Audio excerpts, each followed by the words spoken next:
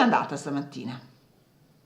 Eravamo un po' tutti agitati, però alla fine è andata bene.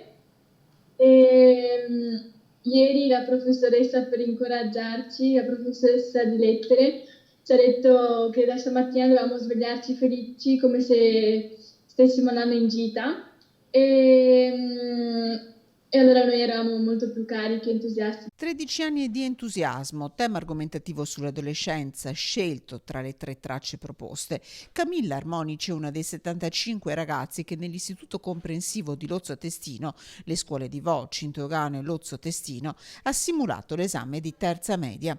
Prima prova scritta italiano, mercoledì matematica, giovedì lingue straniere. Stamattina eravamo agitati un po' anche noi insegnanti all'idea di dover fare tutto in diretta, di caricare le prove alle 8, di iniziare puntuali, quindi è stato un mettersi alla prova da ambo le parti. Avevo preparato dei canali, uno generale dell'insegnante di materia, diciamo il primo quarto d'ora in cui ho fatto l'appello, ho consegnato le tracce della prova d'esame e poi la classe, io ho 18 alunni nella mia terza, erano divisi in gruppi di 6 alunni ciascuno e ogni gruppo aveva un insegnante accompagnatore. Telecamere accese, come il microfono, fiducia reciproca tra insegnanti e studenti. Tanta la voglia di sostenerlo questo esame. In queste tappe, fin dove è possibile, è necessario rispettarle.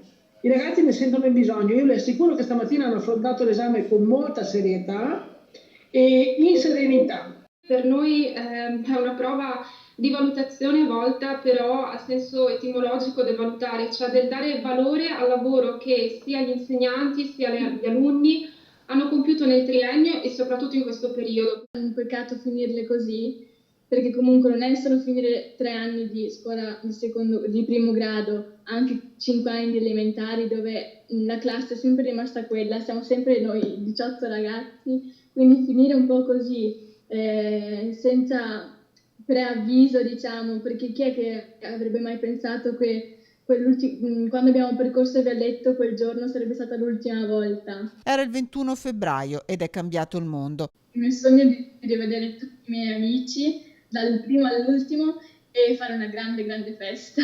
E anche tutti i professori, tutti, dal primo all'ultimo.